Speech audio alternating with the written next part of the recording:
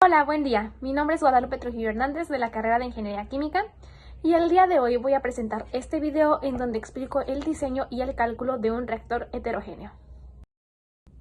En este trabajo vamos a realizar el diseño de un reactor heterogéneo, que es mejor conocido como un reactor de cama empacada o PBR. Bueno, pues vamos a ocupar un diseño basado en la conversión, por lo cual vamos a ocupar la conversión que se logra en ciertas condiciones dadas y vamos a recordar primero que los reactores de cama empacada por lo general funcionan con un banco de tubos de determinado número de tubos y en cada uno de ellos se va a llevar a cabo una reacción de acuerdo al catalizador. Se conoce como empacada porque el catalizador está inmerso en lo que son los tubos del catalizador. El objetivo de este trabajo es presentar la estructura del diseño de un reactor heterogéneo isotérmico con caída de presión. Así se les conoce a los reactores de cama empacada y así también le denomina el autor Foulier. Para esto vamos a recordar precisamente el algoritmo de diseño de Foulier, en el cual nos indica que el primer paso es identificar la ecuación o el balance molar. El segundo paso es identificar su velocidad de reacción o cinética. El tercer paso es identificar la estequiometría que se va a estar manejando. Y el cuarto paso, que tienen los reactores heterogéneos pero no los homogéneos, es la ecuación de Ergun, que nos va a manejar la caída de presión. Y después de estos 4 pasos se combinan para dar una evaluación de todas estas ecuaciones, o bien resolver este sistema de ecuaciones y obtener el diseño. Este quinto paso es la de la evaluación, puede llevarse a cabo de diversas formas. Se puede hacer de manera gráfica, de manera numérica, de manera analítica, o por un software como lo puede ser MATLAB, y pues MATLAB es el que vamos a utilizar para dar la evaluación de este trabajo. Vamos a empezar con la parte teórica. Es importante recordar que para la fase líquida nos dice que los cambios en la concentración de los reactivos son insignificantes o se ven afectados insignificantemente por cambios grandes de lo que es la presión total. Entonces, esto quiere decir que se va a tener una presión inicial y una presión final y que estas no van a afectar a las reacciones en fase líquida. Por consiguiente, no vamos a considerar la caída de presión en diseños de reactores de cama empacada en fase líquida. Los que sí vamos a considerar son los que se encuentran en fase gas. Y vamos a recordar que los volúmenes o el flujo molar y el volumétrico inicial y final van a ser diferentes.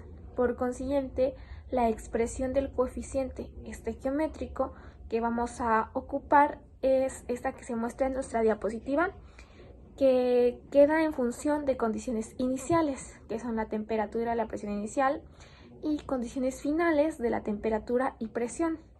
Para este caso en particular estamos analizando sistemas isotérmicos. Entonces la parte final de nuestra fórmula no se va a ocupar, pero eso lo vamos a explicar un poco más adelante. Muy bien, bueno, pues ahora ya vamos a empezar con el caso de estudio y como podemos ver se tiene una reacción en fase gas con una ley de velocidad en función de una presión parcial. Y bueno, aquí podemos ver la deducción de una ecuación cinética catalítica y esta queda en función de presiones. Entonces, esta es la función característica de una función catalítica que va a quedar en función de presiones parciales. Bueno, pues estas que se ven a la derecha son sus unidades de medida. Primero nos da una constante y nos dan esta constante de velocidad a una temperatura. Bueno, ¿qué más? La reacción que se va a llevar a cabo dentro de este reactor de cama empacada es la producción de óxido de etileno a partir del etileno y oxígeno. El oxígeno se alimenta a partir de aire, entonces aquí es importante identificar que vamos a tener aire en nuestro reactor. Bueno, vamos a simplificarlo a A más B, o un medio de B que da C, recordando que A es el etileno, B es el oxígeno y C es el óxido de etileno. Como se puede ver, en el pequeño diagrama que tenemos abajo de nuestra diapositiva a la derecha, podemos notar que a un lado de B hay una I que es inerte, que en este caso es I que es inerte, que en este caso es el nitrógeno. Ok, bueno, entonces podemos decir que el aire va compuesto de nitrógeno y de oxígeno. Bueno, pues otros datos importantes a examinar antes de comenzar ya a resolver son las condiciones iniciales que nos dan de alimentación, que es una temperatura a 260 grados centígrados, que es constante, una presión inicial de 10 atmósferas y un flujo molar de A, que es el que tenemos aquí en el diagrama. También nos da una ecuación auxiliar que nos dice que la alimentación es en proporciones estequiométricas del etileno y del oxígeno. Entonces aquí nos tenemos que apoyar de la reacción para calcular el flujo molar de lo que es B. También nos dan el diámetro del reactor de cama empacada, que es de 1.5, y con eso podemos calcular u obtener lo que es el área de la sección transversal. Vamos a recordar que la cédula es para identificar el diámetro interior, el diámetro exterior, y con esto podemos calcular el área de la sección transversal. También tenemos el diámetro de la sección transversal. Tenemos el diámetro de la partícula, también tenemos la densidad del catalizador, la porosidad, la densidad del fluido y la viscosidad. También nos están dando lo que es la longitud del reactor. Entonces, con la densidad, con la longitud, con la porosidad, pues podemos calcular cuánto catalizador se va a ocupar, y eso lo vamos a ver más adelante. Bueno, con estos datos, ¿qué es lo que tenemos que hacer? Pues primero que nada vamos a empezar con el algoritmo del autor, que es Fourier, como lo habíamos comentado al inicio. Y lo primero es identificar la ecuación de diseño. En este caso la tenemos aquí en la diapositiva. Es el cambio de la concentración con respecto del peso del catalizador, que es W. Lo vamos a manejar como el peso del catalizador. Y entonces W es igual a menos la velocidad de reacción. Y acá hay una apóstrofe que va a denotar que esta cinética está en función del peso del catalizador sobre el flujo molar. Ahora, el paso 2 es la velocidad de reacción que nos está dando el caso de estudio, que más adelante la vamos a dejar en función de la concentración, porque está en función de presiones parciales. Entonces es importante cambiarlo. El paso número 3 es donde tenemos lo que es la concentración. La concentración parcial o la estequiometría para una reacción en fase gas es esta que tenemos aquí en la diapositiva. Y vamos a recordar que estamos trabajando en sistemas isotérmicos. Entonces esta parte de la fórmula se anula.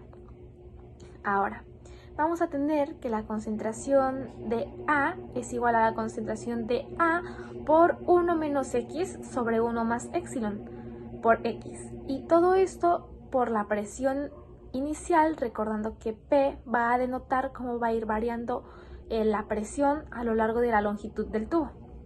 Bueno, también para C es algo muy similar.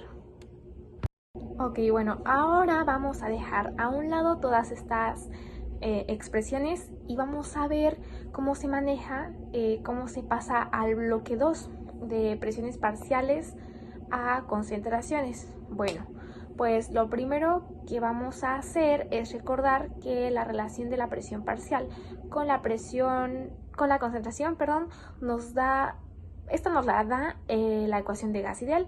Esta expresión nos da esa relación y de aquí vamos a despejar la presión parcial de A y nos va a quedar de esta forma como se muestra en la diapositiva. Entonces yo tengo que la presión parcial de A es igual a la concentración de A por R, que es la concentración de los gases, y esto por la temperatura inicial. Para B vamos a despejar la presión parcial de B. Entonces yo tengo que la presión parcial de B es igual a la concentración de B por R, que es la concentración de los gases, y esto por la temperatura inicial. Entonces Esto lo voy a sustituir aquí al lado izquierdo como se muestra en la diapositiva y nos va a quedar la tercera ecuación que estamos viendo. Aquí solo tenemos que aplicar un poco de álgebra y podemos ver que hay términos semejantes.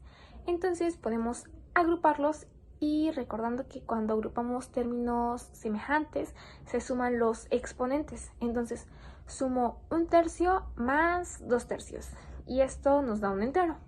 Y entonces realizando esto nos va a quedar que es la velocidad de reacción de A es igual a K por R por T inicial, por la concentración de A a la 1/3, por la concentración de B a la 2/3, y esa es mi expresión cinética que vamos a estar manejando.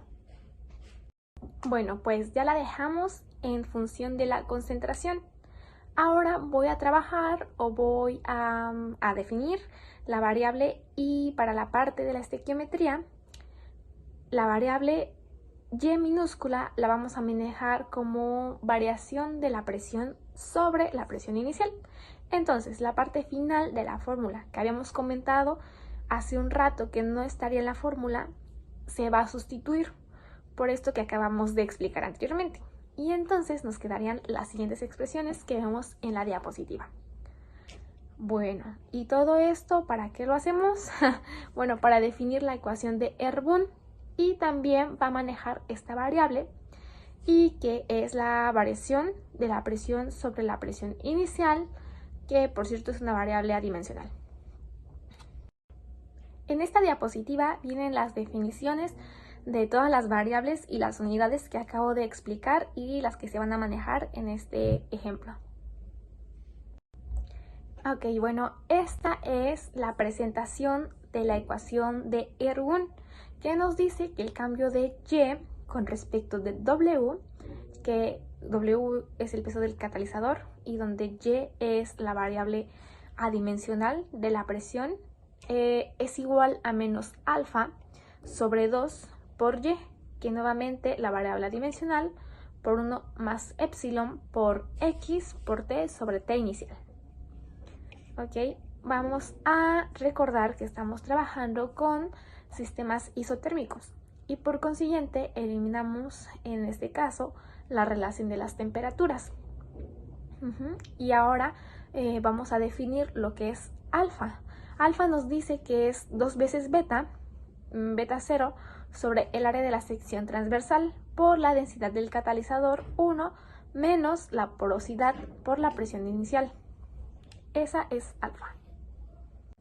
Beta es un valor más grande que va a depender del parámetro G, que va a depender de este parámetro G subíndice C, del diámetro de la partícula y de la porosidad, además de lo que es la viscosidad del fluido que circula por la camba del catalizador. También vamos a tener la definición de G, que es la relación del flujo másico entre el área de la sección transversal. Y por último, de esta forma podemos calcular el peso del catalizador, que básicamente es una relación de lo que es el volumen por la densidad del catalizador, y vamos a considerar que todo esto que está aquí en la diapositiva pues es el volumen multiplicado por la densidad, y pues esto nos va a dar la masa. Entonces el peso del catalizador va a depender de la porosidad del área, de la sección transversal, de la longitud, que a su vez de la densidad del catalizador. Y bueno, también viene la definición de lo que es la densidad del bulto, que va a ser igual a la densidad del catalizador por 1 menos la fracción del poro. Todas estas ecuaciones son las que podemos ocupar para calcular lo que es alfa, y va a depender de cada caso de estudio y de la información que tengamos. En este caso, para este reactor es de esta manera. Y terminamos el paso número 4 con lo que es la ecuación de Ergun, que es netamente lo que estamos viendo en la diapositiva, que está encerrado de rojo. A esta no hay que hacerle nada, solamente debemos calcular los parámetros. El parámetro que requerimos es alfa, y hay que recordar la secuencia. Para calcular alfa hay que calcular beta 0, Y para calcular beta 0 hay que calcular G. Y para calcular G necesitamos el balance de la entrada, el flujo molar de entrada y otros pequeños datos. El paso 5 es, como ya lo habíamos mencionado, la combinación de todos los pasos explicados. Ok, bueno, pues vamos a recordar que el algoritmo era sustituir el paso número 3 en el paso 2 y luego el paso 2 en el paso número 1.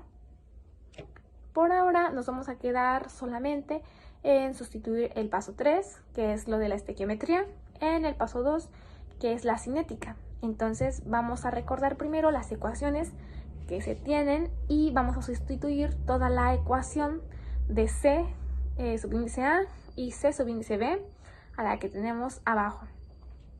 Vamos a hacer este procedimiento. Entonces, realizando eso, nos queda esta expresión que estamos viendo en la diapositiva y vemos que tenemos términos semejantes como lo es C subíndice A0, 1 menos X y abajo 1 más epsilon por X. Ok, y pues ¿qué es lo que vamos a hacer primero? Vamos a elevar a su exponente cada uno de sus términos para posteriormente poder agruparlos.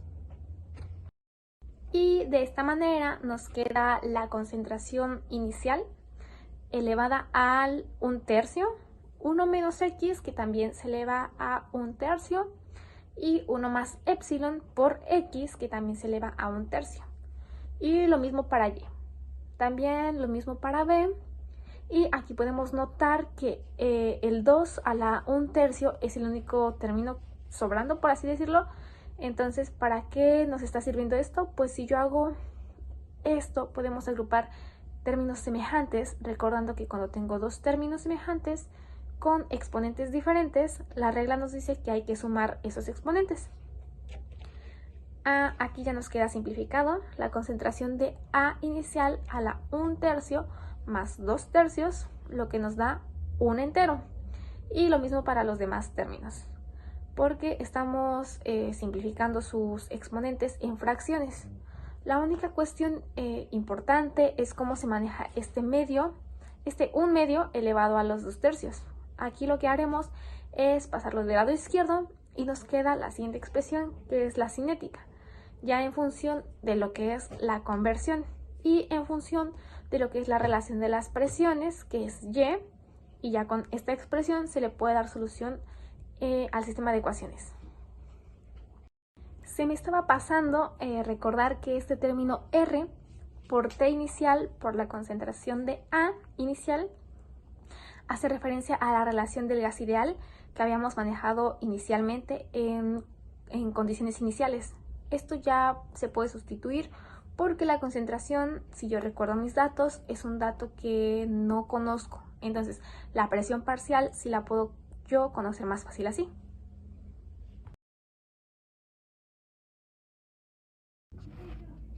Para finalizar, nuestro último paso es ya la evaluación del sistema de ecuaciones. En este caso lo vamos a hacer por medio de MATLAB, como lo habíamos comentado en un principio. Y bueno, yo ya me adelanté a ingresar todas las ecuaciones y aquí podemos ver como en mi programa de MATLAB ya tengo el sistema resuelto, en donde se obtiene la solución. Básicamente tengo una función en donde se plasman las ecuaciones diferenciales, donde tenemos los parámetros. Los parámetros a ocupar son la concentración inicial, que es de 0.02, el flujo total inicial, que es 30, y la constante de velocidad, que es 5000. Tengo también el parámetro alfa, que es 0.009, el flujo total, que eso es x1 más x2 más x3, donde x1 es f de A, x2 es f de B y x3 es f de C. Más abajo tenemos las ecuaciones diferenciales de A, la de B y la de C. Y abajo tenemos la ecuación de Ergun, donde x4 es el parámetro y. Bueno, y una vez que les expliqué eso, aquí tenemos la variable independiente, que es el peso del catalizador. Este va a ir desde 0 hasta 80 y va a ir variando de 1 en 1. Tenemos también el flujo molar de A, que es el que se ocupa para calcular la conversión. Tenemos las condiciones iniciales, que ya acomodé, se puede ver en la sección verde. 15 es FA0 y el otro 15 es para f de B0, que son las condiciones en las que inicia la ecuación diferencial. El flujo de C es 0 porque es el producto y como hemos visto en la clase, no tenemos producto cuando claramente no ha iniciado la reacción. La caída de presión es 1 porque vamos a recordar que la caída de presión es la P sobre la P inicial. Entonces, estos valores van a ser iguales. Por eso tengo aquí ya la forma de cómo se resuelven las ecuaciones con la función. Y bueno, ya nada más es una reestructura para poder graficar. Y aquí tengo el cálculo de la conversión, que es el flujo molar inicial menos el valor de cada uno de los puntos del flujo entre el flujo molar inicial. Y al correr el programa podemos ver estos gráficos ya con los flujos molares. Aquí podemos ver el de A y el de B y cómo empiezan a disminuir, y el flujo de C que empieza a aumentar.